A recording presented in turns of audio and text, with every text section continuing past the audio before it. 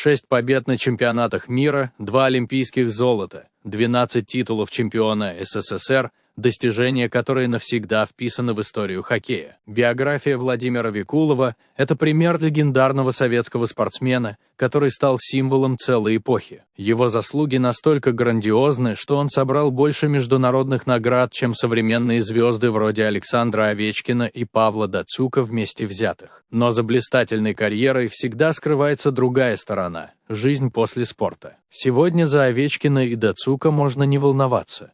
Они обеспечили свои семьи на многие годы вперед. А вот Викулов, чья звезда сияла на пике советского хоккея, так и не сумел накопить состояние. Когда наступила эпоха гласности и перестройки, для него, как и для многих других, начался тяжелый период. То, что должно было стать временем перемен и свободы, для Викулова обернулось катастрофой. Хотя еще совсем недавно казалось, что судьба ему благоволит, а жизнь после спорта будет столь же стабильной, как и его карьера на льду. Но, увы, реальность оказалась куда суровее. Сколько легендарных троек советского хоккея всплывает у вас в памяти сейчас? Харламов, Петров, Михайлов, несомненно. Крутов, Ларионов, Макаров, без вопросов. Старожилы вспомнят и звено майоров, старшинов майоров. Эти имена навсегда остались в памяти. Но вот сочетание Викулов, Полупанов, Фирсов почему-то теряется где-то на задворках памяти. И это несправедливо. На троих они завоевали 19 золотых медалей чемпионатов мира,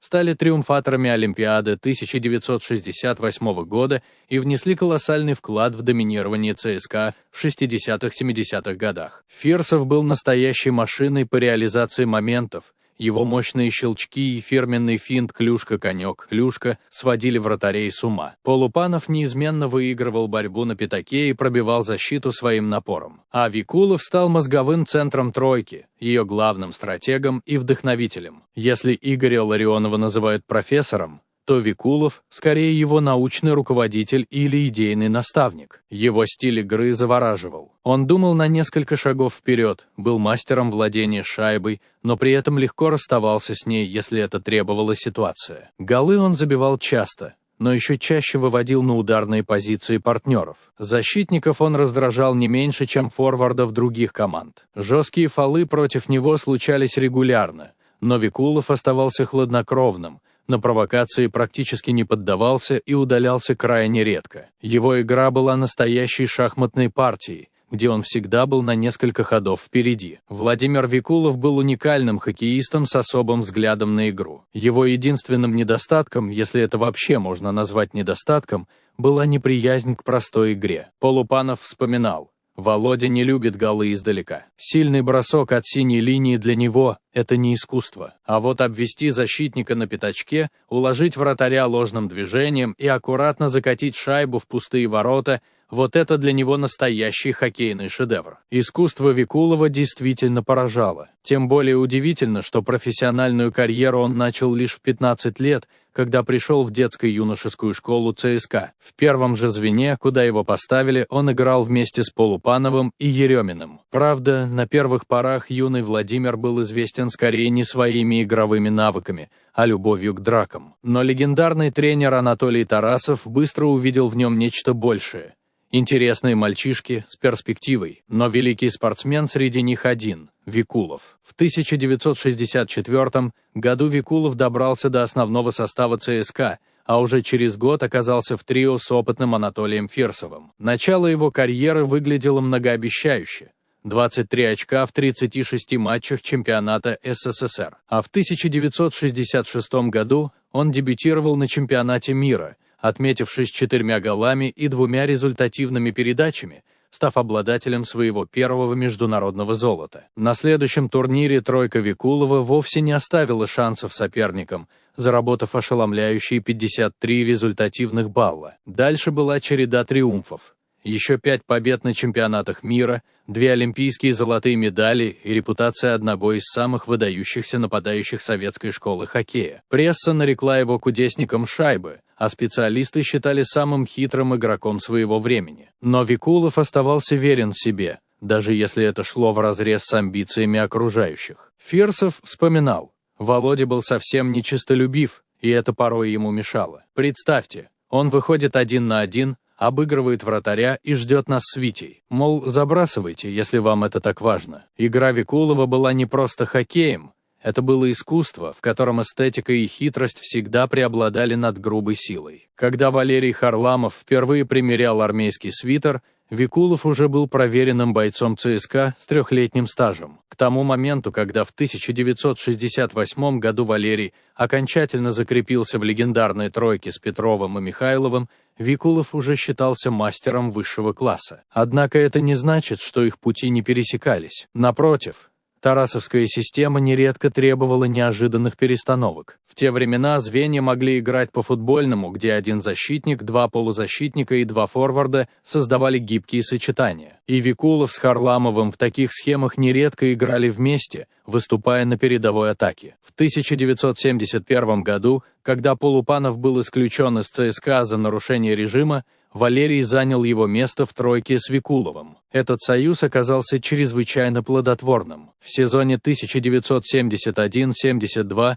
они стали самым результативным звеном чемпионата СССР, а на Золотой Олимпиаде 1972 принесли команде совместные 24 очка. Однако их вершиной стала легендарная суперсерия 72 против канадских профессионалов. Тройка выступала в новом составе. Вместо постаревшего Фирсова место занял молодой динамовец Александр Мальцев. Харламов тогда стал настоящей звездой, героем, достойным отдельного фильма. «Легенда номер 17» красочно передает его подвиги. Но Викулов ничуть не отставал. Он провел 6 матчей, набрал 3 очка и забросил победную шайбу в 5-й игре серии, став ключевой фигурой того противостояния. Валерий навсегда запомнил свой тандем с Викуловым и считал его наставником.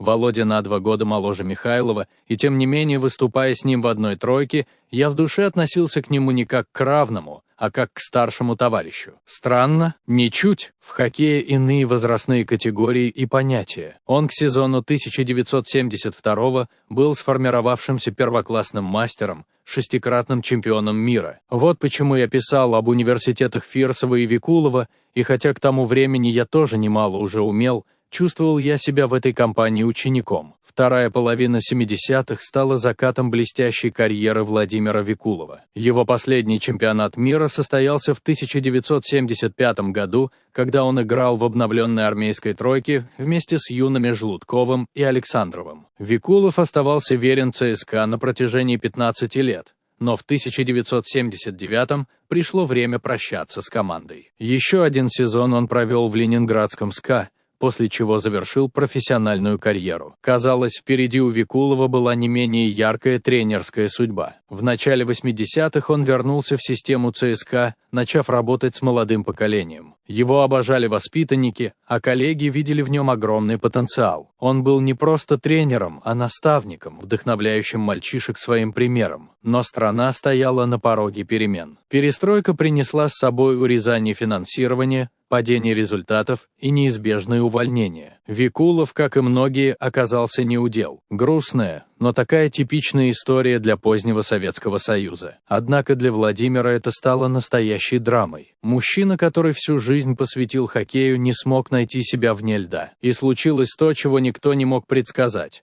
Викулов начал пить. Это поражало окружающих, ведь он всегда был образцом дисциплины и воздержания. Даже во времена самых громких побед он оставался человеком далеким от застолий. Об этом свидетельствует рассказ легендарного вратаря сборной СССР Александра Пашкова.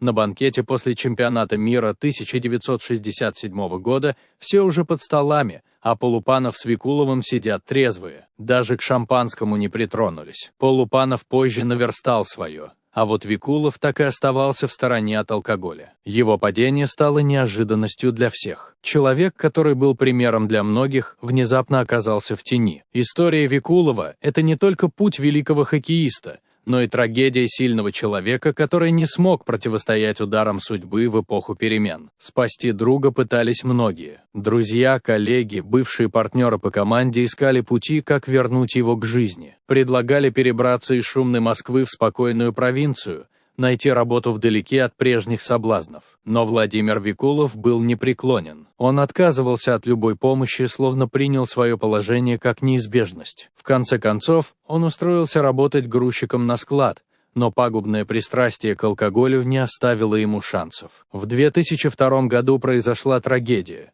Викулов перепил настолько, что потерял сознание и упал в костер. Сильные ожоги ног лишили его возможности работать. Это событие стало переломным моментом. О дальнейшей карьере или поиске новой работы уже не было речи. Владимир замкнулся в себе, отдалился от старых друзей, потерял семью, а затем и крышу над головой. Легендарный Владислав Третьяк, человек, которому Викулов был не безразличен, пытался протянуть руку помощи, но все попытки заканчивались неудачей. «Мы потеряли его», — с горечью признавался Третьяк. Викулов стал бомжом, семью разрушил, друзей оттолкнул. Это был один из самых интеллигентных хоккеистов, а смотреть на него стало жутко. Мы пытались помочь, но он отвергал все, ничего не принял. Ходили слухи, что пенсию от ЦСКА и выплаты от КХЛ Викулов тратил на алкоголь. Временами он неожиданно появлялся на горизонте, соглашаясь участвовать в матчах ветеранов. Казалось, что это шанс вернуть его к нормальной жизни,